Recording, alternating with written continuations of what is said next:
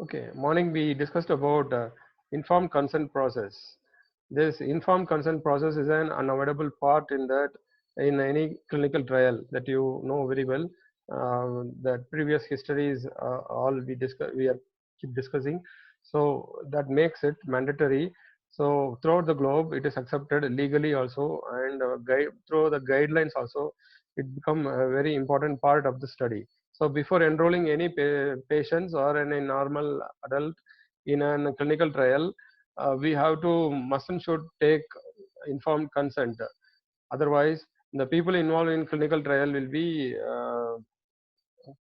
legally punished.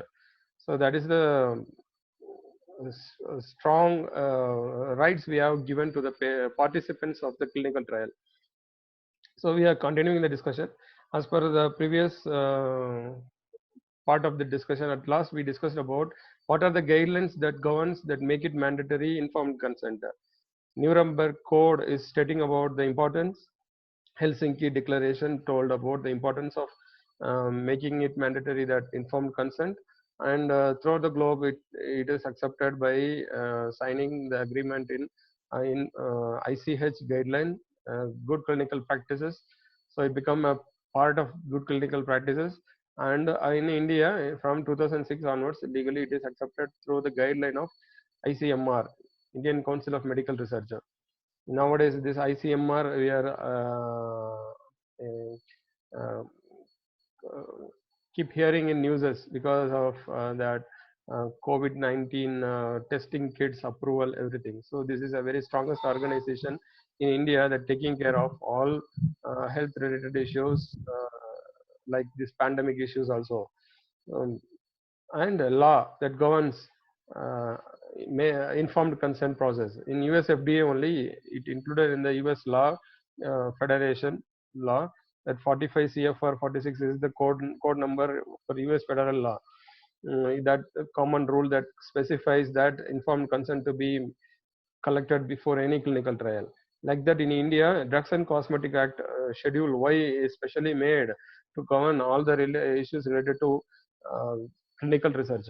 So this Schedule Y, Appendix 5, explains about informed consent process and how the components of the informed consent, what are the various documents need to be collected in supportive to that, how it should be approved by regulatory authorities. All guidelines were given under this Schedule Y. Required components of ICF as per ICMR guidelines. So how an informed consent document should be? It as per our wish, we cannot make any informed consent. In our project work also, we have this. We will ask them, we will explain them, and we take sign informed consent document, and we proceed. How this design is made means there is a guideline specified by Indian Council of Medical Research from 2006 onwards. Like this only, we are following a standard format for making informed consent document. Nature and purpose of the study stating it as a research. So what research you are going to do, what is the nature, what is the purpose, that should be explained to the participants. Duration of participation with number of participants, how many people are going to be enrolled along with you in this study if you take part. So how long this treatment will be, procedures to be followed, what are the procedures, and investigations if any to be performed, how many times you should visit here, what are the samples will be collected, what are the drugs will be administered to you, like that. Foreseeable risks and discomforts adequately describe, and whether the project involves more than minimal risk. So what is the risk and benefit associated with that, and the patient should be very well explained about the project, about the risks associated. The risk is very minimal, like that it should be justified and clearly told. So how the informed consent be, and the sequence is, the information will be explained to the participants. They are the experts, investigating team.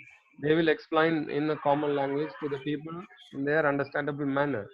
And then the next process is the person will analyze himself whether to take part in the study or not. And then based on his own voluntary willingness, the person will take. part in the study, and then he will be enrolled in the study. The process is like this. This is the fan వద్దు schematic చల్లిగా diagram. ఉంది. Please mute all of you.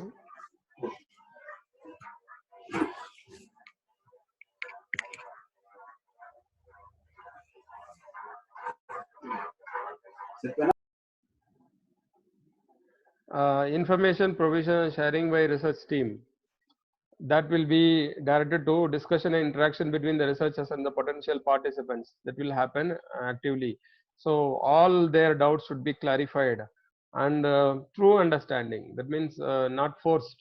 They truly understand the risk, everything, and how long they should be in this study. In between, if anything happens, whether they can withdrawn or not, all should be explained very clearly. Acceptance or rejection of participation is up to the decision of the participant only, and agreement will be signed, written, or if they are illiterate, the voice records, or the in presence of witness, it will be taken sign. So like that, follow up will be done, or otherwise end of contact. That means the person will not be disturbed further. If I am not willing to take part in the study, like that, when person is decided, will not be disturbed further. Compensation in trial related injury.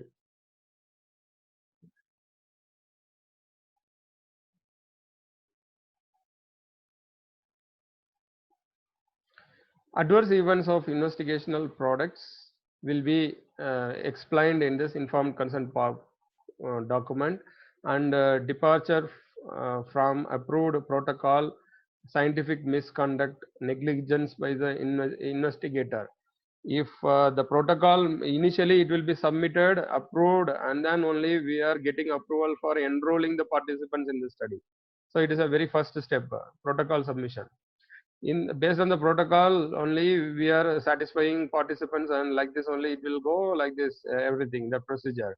If after enrolling everyone, if there is any deviation is found, then that leads to uh, punishment, and also compensation need to be paid to the uh, participants. So that is one reason. If you are violating the protocol, we have to pay compensation to them. Scientific misconduct. If we are not obeying the regulatory instructions, and negligence by the investigator, we are not taking care of the participants. In that case, compensation to be paid. What compensation will be paid? That will be very well explained in this informed consent process. Failure of an investigational product to provide attended therapeutic effect. Investigational product to provide attended therapeutic effect. If we are expecting something, it will therapeutically useful, but it not happens, means that in that case also we have to pay compensation to them. And then administration of placebo providing a no therapeutic benefit. Providing placebo therapy is unethical, that we discussed in the previous ethical discussions. And in certain cases, no other way, we have to compare by giving placebo only, like that situations, regulatory authorities will approve.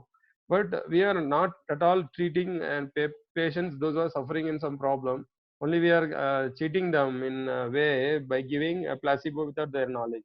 Placebo means we don't tell them. So without their knowledge, we are administering placebo. So no therapeutic benefits are given to them. So compensation to be paid. Compensation for injury to a child in uterus because of the participation of parents in clinical trial. So if pregnant women are approved to take part in the study, this is the case to pay compensation. Like that, the Drugs and Cosmetic Act Amendment 2011 in the year 2011 it was implemented. It says about the compensation.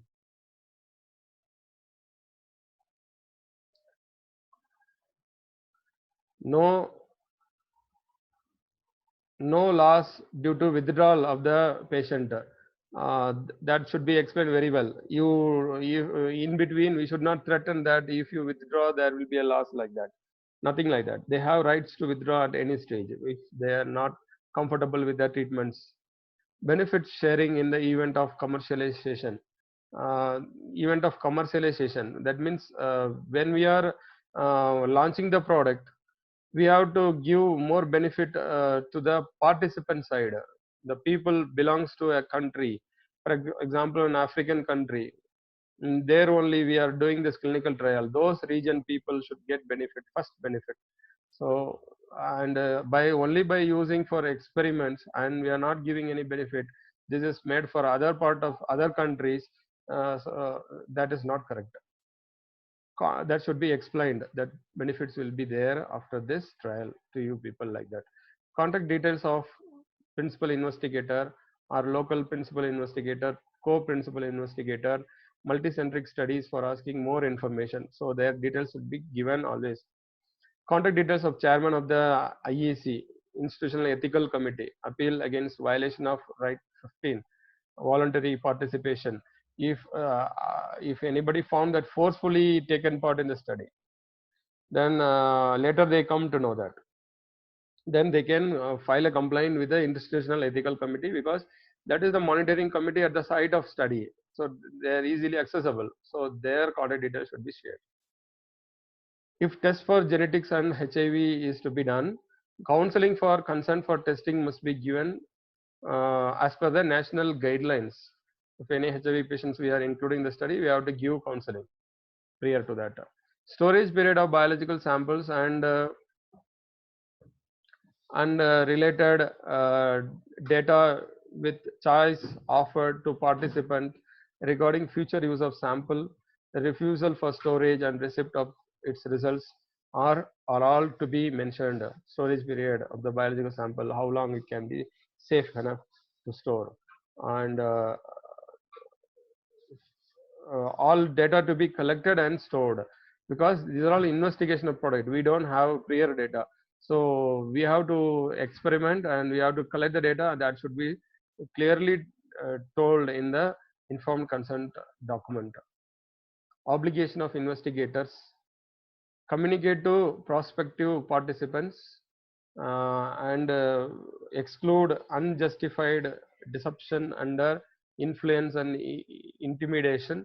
We have to confirm that they are with their own willingness only taking part. Seek consent only after the prospective participant is adequately informed.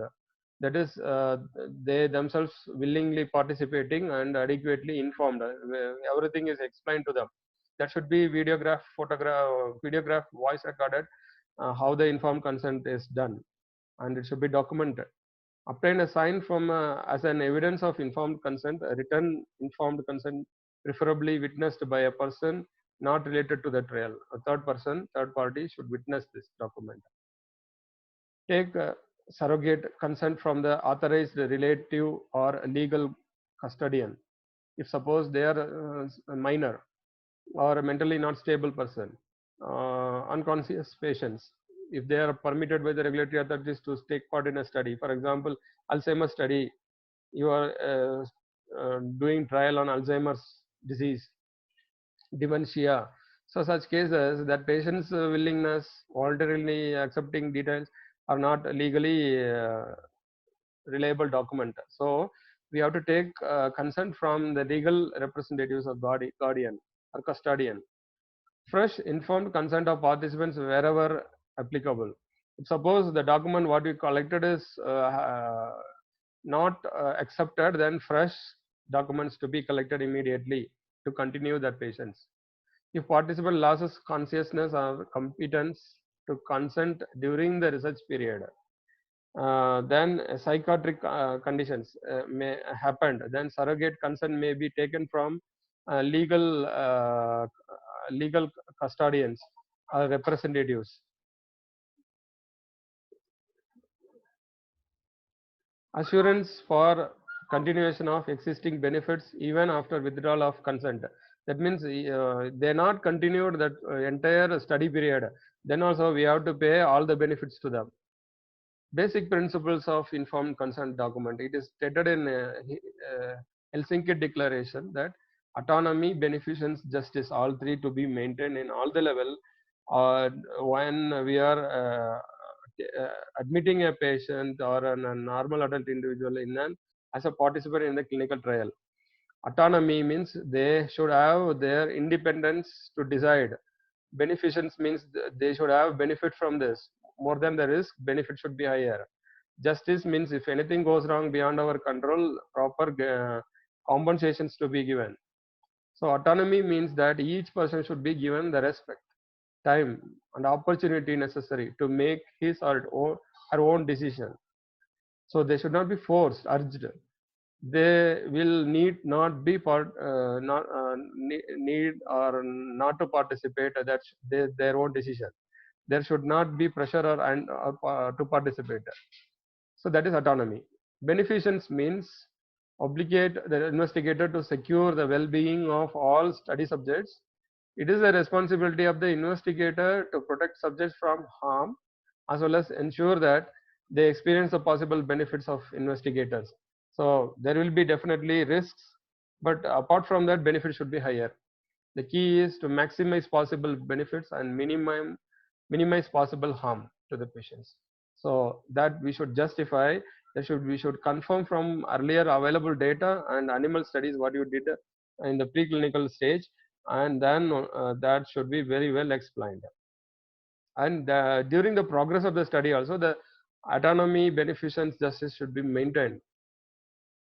Justice means the principle of justice requires that the study subject should not be selected on the basis of class, socioeconomic status, the basics of including or not including a study subject in a justified by the investigator by showing that you will be get this much of amount to take part in the study. So very like that, by using their poverty, we should not give any offers like this, or you have this disease, you will get better treatment and free of cost. No such things. In a purely justifiable manner, in an uniformly distributed patients should be taken from all the levels.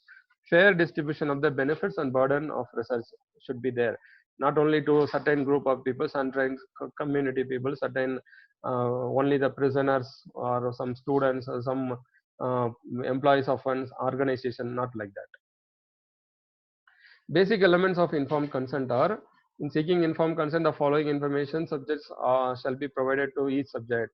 A statement that the study involves research, explanation of the purpose of the study and the participation, why it is required, a description of the procedure which are experimental, what you do, what are the things you experiment on them.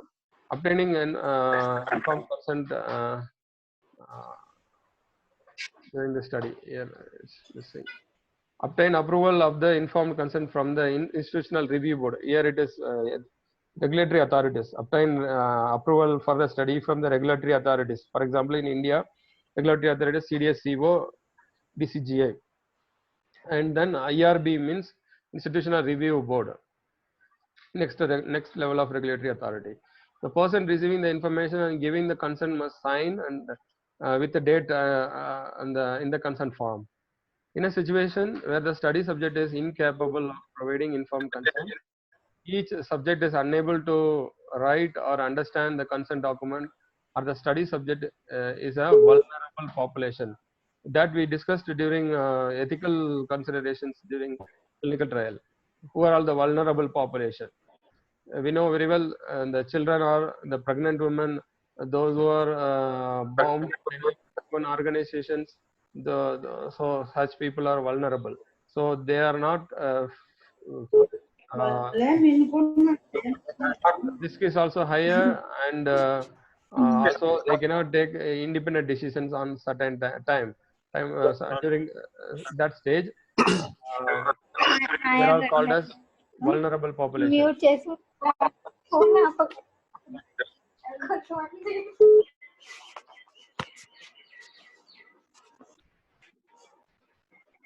So in that case, a legally accepted representatives should sign in the document.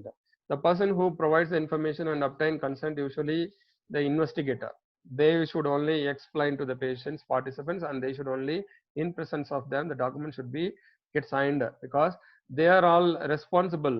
If any problem occur in later stages, if some participant goes to the court, then the responsible people are sponsors and investigators only. The signatories Study subjects, investigators, and any other person involved in the consent process should personally date the informations in the consent document. Neither the investigator nor the trial staff should coerce or unduly influence a subject to participate or to continue to participate in the trial, because we have sample size to meet meet the number. We will force the patient sometime. That is actually not correct. That should not be done. Legally, it is wrong. The language used in the oral and written information should be about the trial, including the written informed consent form.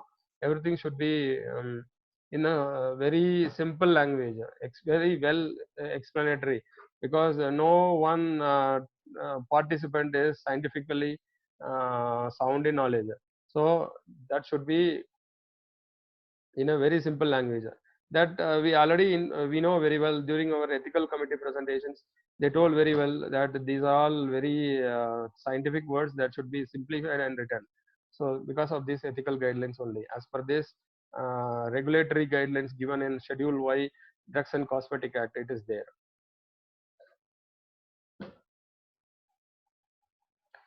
Prior the participation in the trial, the subject or the subject legally accepted representative should receive copy of the signed and dated written informed consent form and any other written information provided to the subject. All should one copy to be provided to them. So that is a proof that they were informed and taken sign. And also later, if they wants to go for a legal guidance, so this is the document. Based on this, they can fight against these people. And types of informed consent form. What are the various types available? There is a standard written consent form, that is universally accepted form is there, and oral consent. If suppose in some cases oral consent is sufficient, legally acceptable document it is. And we have a short form written consent also. When at what time these kind of formats will be used? Standard written consent means the standard format will be used if the participant is literate, they themselves can read and understand, capable to read and understand. That stage we use the 3 page 4 page consent form will be given to them. They will read, understand, take their own time, and they will give signature and take part. That is one case. So they have to put their own signature by understanding everything. That is standard written consent. Then oral consent applicability. When it is applicable means the participant must be literate, be read the content statements in the presence of witness. They may they are literate or illiterate. So it should be illiterate here.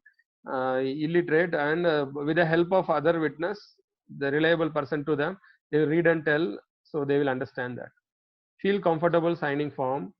And if it is a oral consent, that means somebody explained, and based on that, and the person signs, so it should be done in presence of countersigned by the principal investigator and the witness. That is important. And also this process should be video recorded. And short form written consent also we are using. The short forms, when it is applicable, means the statement that the consent script was read to the participant and undersigned by the participant and witness. When there is a large group of participants are there, we follow this process.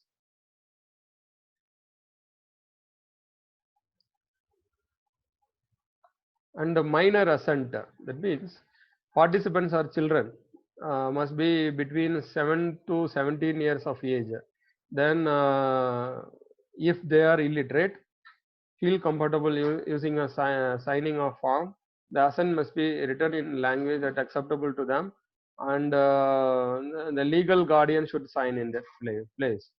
Suppose minor and they are illiterate and can read the assent statements in presence of a witness, so the witness along with the legal guardian, they will sign in the form. Like that, the group will be given. If group of many minor patients are there, then a short form of written assents will be taken from the legally approved witness and guardians. Parental and legal guardian permission. First, approved legal guardians are parents only. If if any case parents can't sign, then legally approved other relatives authorized by the family will be signing on behalf of the children, those are taking part in the class. Sir, Yes. sir, what if the patient is an orphan, sir? Yeah, that is in that case legally accepted guardian. That means in the person who is taken care by the guardian. One guardian will be there, no, in the orphanage. So that person will. Sir. He is the total responsibility lies with the orphanage. Some representatives will be there. There only. So questions will take later. Recording. And what are the mandatory? So we have to complete in 5 minutes. Okay, the 8 mandatory elements of informed consent forms are how long the experiments will be done, description of the procedure, how we will going to do, identification of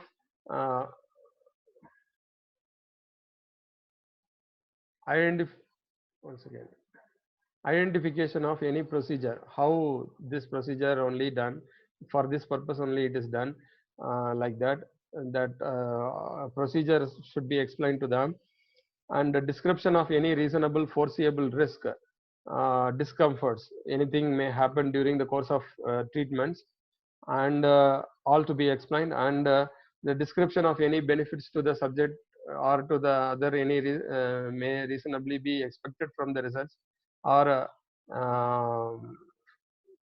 they personally may have benefits or any compensations, or because of the study the other people may have some benefits. So that should be explained, whether personally they will get benefit anything, any treatment anything, or because of the study results other group of people will get benefited. The disclosure of appropriate alternative procedures or treatments, if any, that might be advantageous too. So apart from this procedure, any other procedure is available, or this is the only one procedure for the experimentation, that should be clearly told, justified. And confidentiality, how their personal data will be confidentially saved. Suppose a patient suffering in HIV, they are enrolled as per the direction of regulatory authorities, their details will be kept secret. How the compensations, what are the various situations in which the compensation will be paid, how the compensation will be calculated and paid, the calculations, and compensation in the form of money or by the treatment, everything will be informed. And the voluntariness, the how the people can take part in the study with their own consent, and in between they don't want to continue, they can withdraw and go at any stage. So that should be very clearly stated. Additional elements include if there is any unexpected risk, because we are expecting everything goes right, but sometimes it may goes beyond our control. So at that stage, the preliminary stage itself, the investigators will stop the study and they will give compensations for that. And how the work will be terminated, what are the situations that leads to termination of the study. We tell that 2 years we will enroll you in the study, 2 years we will be paid for this, but due to various reasons it may be terminated before that only. And what are the various stages in which it will be terminated, that all will be explained to them. And additional cost to the subject at any result from the participation in the study. What are the additional expenditure, traveling from that places, and any other test, anything need to be conducted, whether they need to pay for that, all to be explained to them. The consequences of the subject decision to withdraw, if they withdraw, whether they will get full insurance benefits, full compensation benefits, or only part, or they will not be paid anything, like that. If anything is there, that should be explained very clearly. Actually that is not acceptable. They, as per the guidelines, they should be paid full compensations. Then the significant new findings developed during the study added to the subject's willingness to continue. If they are during the study, the investigators finding something interesting, so they want to continue the study period with the new findings. So for that also they may get approval from the regulatory authorities. In that case, whether they are willing to participate or not, that they can take after the study period or during the study period. And how many number of patients are going to be enrolled in this study. So these are the various informations, basic elements usually present in informed consent document. Thank you very much to participate. I will close this recording now. Okay, sir.